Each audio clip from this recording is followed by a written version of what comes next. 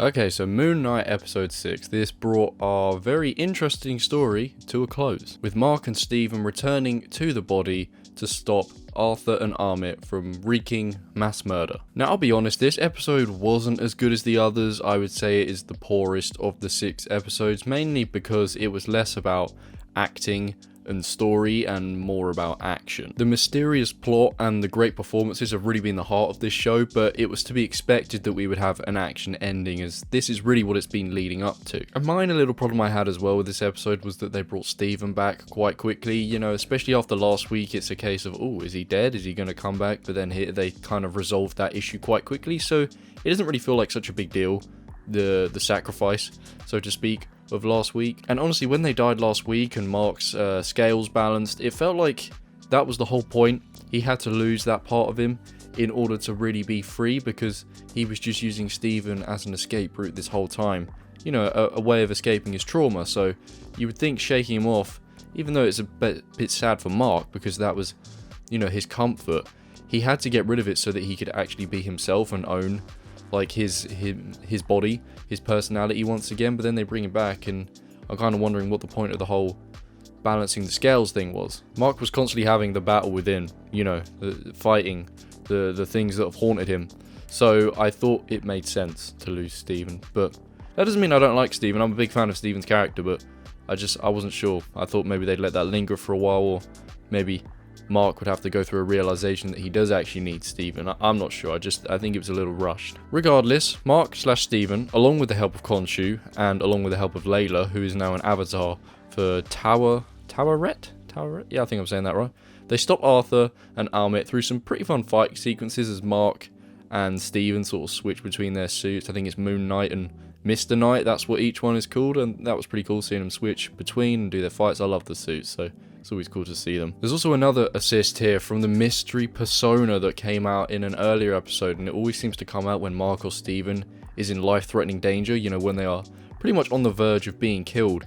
This other personality comes out, and neither of them know who it is or remember who it is, and we discover today that it is the personality Jake Lockley. And Jake is a damn good killer. In the fight scene, he deals with everyone around him, and then he's knocked Arthur unconscious, and then Mark and Layla sort out Arthur and Amit, but they don't actually kill Arthur and Amit. They let him live, it seems, because they don't want to be a killer. Well, that's what it seems for the time being, until we get to a post-credit scene. And this post-credit scene shows that Khonshu is using Jake as his avatar, and Mark or Steven are none the wiser that Khonshu is doing this. They think they are free of Khonshu, but little do they know, Khonshu is still a huge part of one of their lives, but a life they don't even know about. And then here they get rid of Arthur. They kill him in the back of this lovely Rolls-Royce limousine. But honestly, the one main element of the show that is confusing me is this whole psych ward thing. I assumed after last week it was something that Mark and Steven were imagining, but at the end of the episode, it's shown to be a real place. I did actually briefly research this because I thought, right, it's the end of the show, let me try and understand what this all means, but I didn't really want to watch a half an hour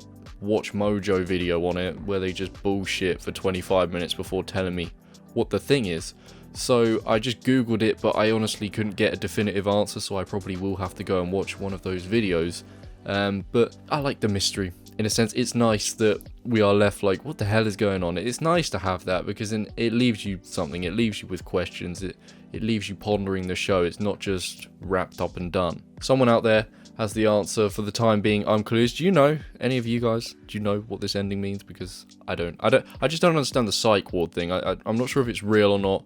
Why is Arthur in there? Why did Mark and Steven sort of awaken in there with Arthur for a brief moment before they woke up in the apartment again? That's where I'm a little bit lost. Is it just a figment of their imagination, but it is actually real? I don't know. Unless I've just had a brainwave, maybe, I don't know. I might be wrong here, but Arthur's just in that psych ward after the events of what happened in Egypt. So he's just in that psych ward, and he's kind of messed up because he still has Amit within him. So therefore, Khonshu gets Jake to go pick him up and then kill him.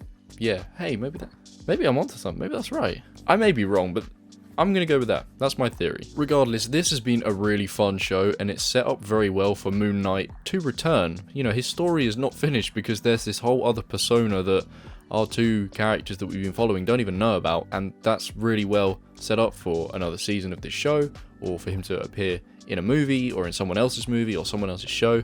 I'm excited either way, and I want to see more of it. I think most of the episodes have been very solid. Today's was a little shaky as it had to focus on what it's been building up to, but as I said, the best part of the show was just Mark and Steven's story, and Isaac has done such a great job in that role. It could not have cast anyone better. Overall, I would give today's episode a 7 out of 10. I think it was the weakest, but it was still entertaining. And then I'd say the show as a whole, overall, I'm going to say 8.5. I'm thinking 9, but I'm going to go 8.5. I kind of need to almost sit on it a little bit because I'm not too sure, but I think it is probably the best MCU show. It's better than Loki.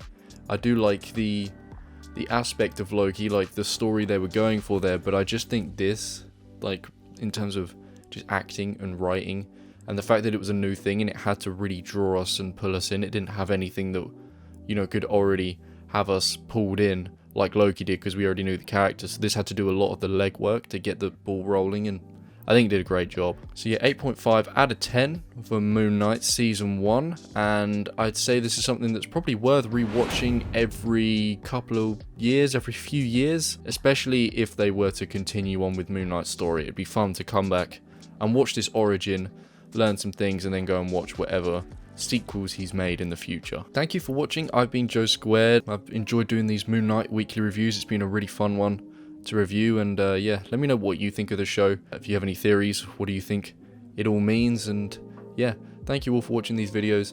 I will see you in the next video, which will be Doctor Strange in the Multiverse of Madness review. So that should be a fun one. I'm looking forward to that. But yes, I'll see you in the next video. Bye bye.